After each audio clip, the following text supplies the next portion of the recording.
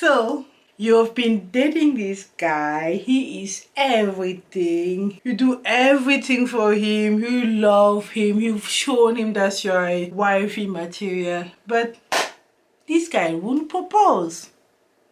And why he wouldn't propose, I'm going to tell you right now. Hello curious, welcome to my channel. My name is Dominique, and once again you're most welcome to my channel. Please consider subscribing to my small channel to help me grow. So here's the thing. I had this friend of mine telling me, oh, you are lucky. Every man you dated wanted to marry you. First of all, there's nothing like luck in my life. The second thing is, look, don't envy my cross, because if I drop it down and just tell you to lift it up, not carry it, you're not even going to shake it. So don't envy my cross. And I came to realize that actually it's not that those men were my men. It was just like they wanted me. Like, I love men, and the thing about men is most of them, they are purposed. Like, if a man isn't having something in the relationship, he won't propose to you, he wouldn't want to marry you. And on the other hand, you have those girls dating for years, doing everything, literally everything, but yet they will never get a proposal, and they will just don't understand what's wrong. Or maybe sometimes they say, let me have a baby with him, then still not. Sometimes you force it. Let's just jump into it. The very first thing why that guy is not proposing, because that guy he's okay, he's fine. He is fine. What you are, I'm not going to say you are, but you get me. The thing is, why you are not having that proposal you have been working towards it for years. It's just that it started years ago, let's say even 10 years ago, when you were busy making plans for your future. When I will be, and after I do my high school, after I do my bachelor, after I do my master, then I get married or I get a job first. And after I've gotten a job, I want to get a promotion. And when I'm financially secure, then I'm going to marry. Look, while you are busy making your plans, life is happening. Yeah, first thing, I was a victim of life. while you are there busy making your plans, life is happening, girl. And life is real, and life doesn't care about your plans. You might go as you planned, but somewhere you don't get that degree, you don't get that husband, you don't get that job, you don't get that promotion, you don't get, and what? Then your happiness is already conditioned. That was the first thing coming from your past. The second thing coming from your past is you already have baked a man. So I want my relationship to be like this. I want my husband to be like this. Yes, I get it. There are some things you like, your taste, right? But how the relationship, the dating phase, you don't know which like background that boy is bringing into the relationship or into the first date. Like, he has his own load carrying with you. Okay, now you're in the present. You are dating this guy. He's shown you that he loves you. That not love is too much, because it's a heavy word to carry like that. Anyways, he's shown some interest. I don't know if it was a little mild or a lot of interest, but there's something interest. It's a interest situation happening there. So now comes your fellow. Madam is still available. Like, my savior. I was waiting, like, as soon as he calls you, you are there. Why? Let's come to the fourth reason. You are desperately looking for someone to marry. Maybe because of your entourage, your friends are getting married, or you finally come to that point that you wanted. Yes, now this is what is happening in my life right now. As I said, while you are busy making plans, life is happening. So now you've finally come to that point. I wish you that you have your high school degree, your bachelor, your master's, your job, your not job, your house, your anything that you put into your head that it was a condition for you to get married. That was accomplished. And now you are there dating. So you have this pressure that you have to get married because your younger sister is married. Your older sister is married. The neighbor, the daughter of the neighbor is married. Whatever. Oh, I forgot the very, very for African women. The pressure, age pressure. The family is saying you should marry because a woman, na. So that's it. And if you are lucky or unlucky or blessed or unblessed, it depends on, what did I just say? Just forget it. And if you force it and you get married, then it might go well for you. Most of the time it doesn't. Most of the time it doesn't. So now you have that point that you pressure yourself upon 10, 11 years, 20 years, whatever. So you are forcing it. You are forcing it. You are desperate. You sent a WhatsApp as soon as you are looking and you received it. You read it. Why is it taking 5 minutes? Attention, as Tiwa was singing, like first you were doing the calling, the texting and everything. All of a sudden, like you showed a little bit of interest. You just carry yourself and you go throw it, boom. Make yourself scared. Like if you are too available, sometimes you will call me. I feel like I'm going to pick it the second time you are ringing. It's not like having an attitude. Communication is something, people, it's something, let me say, look, I had this friend of mine telling me, I really want a man in my life. She's like a single mom. I really want this man. I want a man in my life. I said, okay, how was your last relationship? She was with a man like for 12 years. And that even getting married was like his family putting pressure on him, like, okay, it is time. But the woman didn't want it because he realized at the end that was not the right man. But here's the thing. She said something like, I am a kind of person when I love. And that is where the beginning, that's where that is where we should start fixing it. Like, are you in love with somebody or are you in love with love? Anyways, let me continue.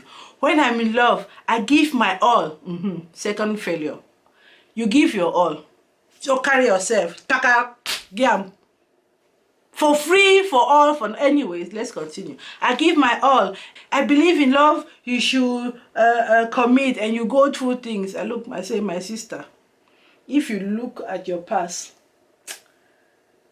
and you are not satisfied, don't look into future and be hoping and praying and whatnot that is going to be different. It's not going to be different. Like, if my present is not brighter than my past with you, then maybe Jesus will appear to me and really convince me that that in the future is going to be better. Like, past and present negative, but future is going to, anyways. Your risk, your life, or your life, your risk. Take it as you want. I was not shocked at that point. At the point I was shocked is, if you carry me, you put me into dirt, I will still come back to you. If you carry me, you let me stand in the water, I will still come back to you, like when I commit myself to you, right? If you leave me dry on the sun, I will still come back to you. And yet comes.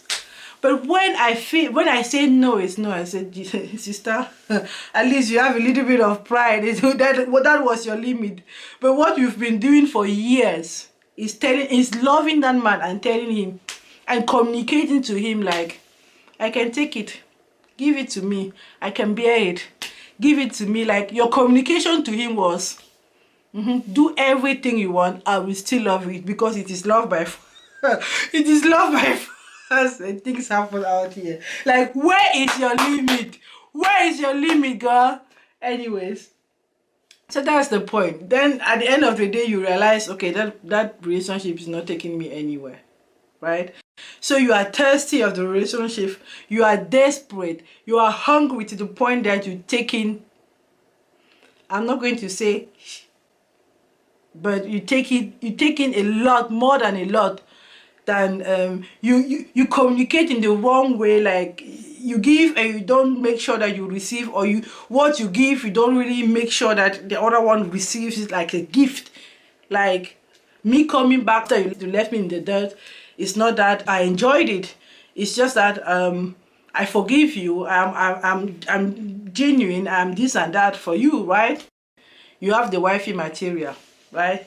And the next point is talking about doing having the wifey material is like behaving like a wife, like mothering him. I'm not going to talk about the sexual part. You are giving him everything. Like there's a proverb, or pineapple is in my mother tongue, like people don't fondu. It means you people are mouth taster, like tongue taster.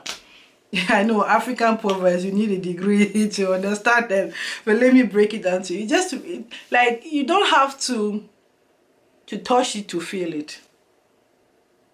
You don't have to taste it to enjoy it. You don't have to feel water to know it's wet. There are some things you don't have to taste it. You have to sit down and eat.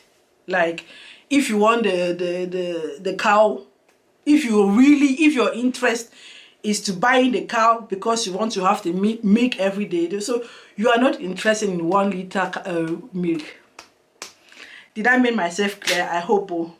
I have a friend here, she went through a deception. Like, she will go there after uni, cook, before going back home and cooking again for look. And one day she comes there, while as he finished cooking, she told him, I will be there, I will wash your hey Jesus, I will do the laundry for you, and the laundry I did the other day, I will iron it, and I will cook something for you, and I will be leaving at 5. Look, true story, at 5 minutes past 5 p.m. Like, she delayed a little bit. There was another shining coming to. She cried, and I said, look at yourself. Carry yourself, Dasha. Look at yourself. You did it to yourself. You did it to yourself that he's not proposing. You did it to yourself. So you are not going to be being a wife while you are still outside. Like, you are single, actually, you are not married, but you're already in the wife position, and the wife duty, the wife responsibilities. And once you become wife, what are you going to be doing? Single. Look, timeline. I was talking about your timeline happiness. There's a timeline also in relationships steps. Like, don't force it, don't hurry, don't rush it.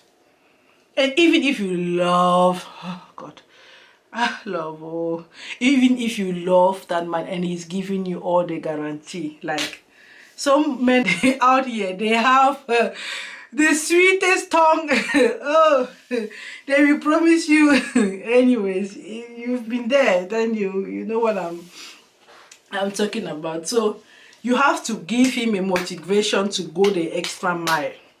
That extra mile of proposing, that extra mile of being I'm not going to say once, even if you're in the marriage, don't think that you are done, but let us first get you up to being a fiancé. Even that fiancé, it is something like a pudding. It is standing on like pudding. It's not yet cemented. So even when you are fiancé, you have to give him that motivation to go the extra mile and really, really, really get married. And even when you're, as I said, even marriage, because people are hoping for marriage, they think it is everything. It's not everything. It's everything, but it's not everything. So, being single, you have a 100% happiness. Being married, or taking the risk of getting married, because being married, you are taking the risk of getting to at least 200% happiness or minus 100% or even more. So if you don't make sure that you stand strong in your personality, you stand strong in what you want from a man, what you want from your life, like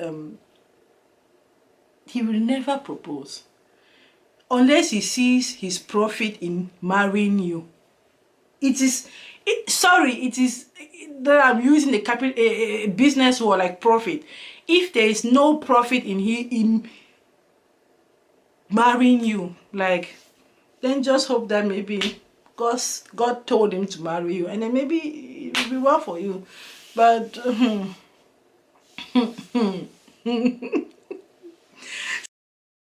I hope I could help even one soul out there, or one sister, to like ask herself the right question and to like drive her relationship to marriage if it is where she is willing to go, right?